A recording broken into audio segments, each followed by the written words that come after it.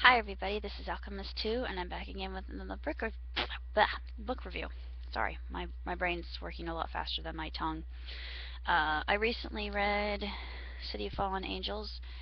It was actually not under the best of circumstances because Dad had his 80th birthday Saturday, and yesterday we had to go to the hospital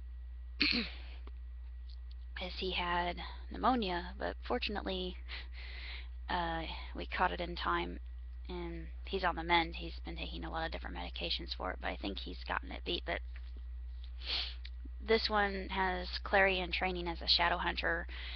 Talks more about the mark of Cain, and we meet some new characters. Maureen, one of Simon's fangirls, she undergoes quite a transformation in this one. It really wasn't Simon's fault, though. You feel sorry for him. He's still getting used to being a vampire.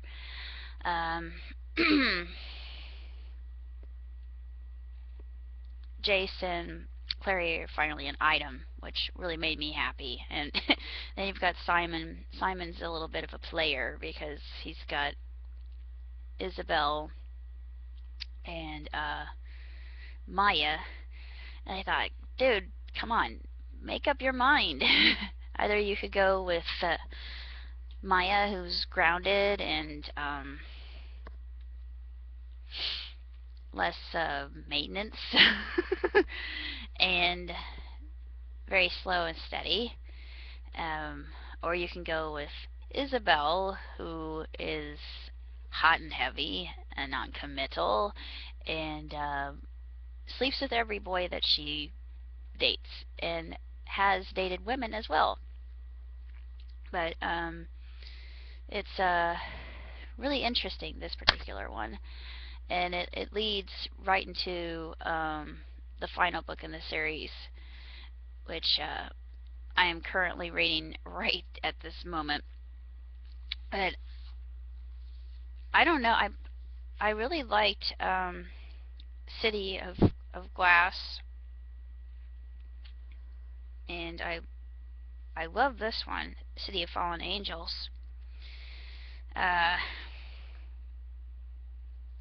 just think that when Claire writes, she becomes better and better, and she's so very vivid and descriptive in how she writes about these characters. And we're becoming more invested in their lives, of course, and different things are really starting to happen for them, and even more mysteries are being revealed. Particularly about, well, we don't really get to see the mysteries about Jace and Sebastian until later, and then we figure out Sebastian's real name and why Sebastian and Valentine are so close. And I don't think we meet Clarissa until the next book, City of Lost Souls. Yeah, I think Clarissa becomes more involved in that one. Then we learn about her identity, and yeah, I'm not going to even go into that right now because that, to me, that was really quite the turnaround. I did not see that coming. That was something that surprised me, and I've read a lot of books, and it was something that I wasn't expecting at all. So Clarissa, she really did a superb job in keeping that secret hidden, I think, because when it was revealed, I was taken aback. Simon, in this particular book, it focuses more on Simon, I think, and of course Jace and his relationship with Clary, and they've got this tortured lovers, kind of Romeo and Juliet-esque, I think, going on throughout the whole series. You probably noticed that, but I think Claire was inspired by Romeo and Juliet, and I also think that she was inspired by the Kabbalah and the old Jewish myths and legends and lore. And then she actually goes into some Celtic legends like that of the kelpies and the Sealy Queen, and fairies, leprechauns. Yeah, it was.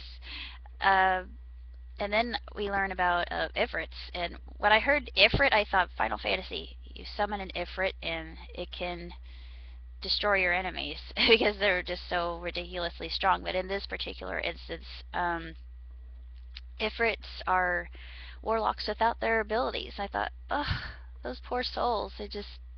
They can't perform magic. They can't use any kind of element to help or assist them in any way, shape, or form. And that kind of reminds me of the episode of Merlin. It's in the last season. I forget what it's called, but when I saw it, I was crying like a baby. I just can't possibly imagine what it would be like. I think it would be devastating and just so entirely depressing that had I been in his shoes, I probably would have committed suicide. But Merlin continues to go on despite the fact that um, uh, an energy creature had been sent to dissolve, basically eradicate his powers by draining them. So he had no ability at all, no talent whatsoever. He couldn't even levitate anything, and he was just completely dejected. Um, I don't know how I got into the Adventures of Merlin, but anyway, it reminded me of that. I can't really say too much else about City of Fallen Angels other than I don't know if it's me or if it's. I think this is. Yeah, it's much shorter than the other books. Yeah, we definitely learn more about Jace and Sebastian, and then that is actually exposited more in City of Lost Souls. But I really like this story at the end with Jace and Clary because it's really sweet, and it's just a short little romantic tale about their first kiss. But it's really quite sensationally written, and it's just so vivid and detailed and enthralling. It just pulls you in, and you can't stop reading no matter what you wonder what's going to happen next. It's just so splendid, I think.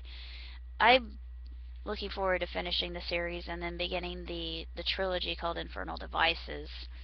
So, of course, I'm definitely going to see City of Bones when it comes out. So, until then, ciao!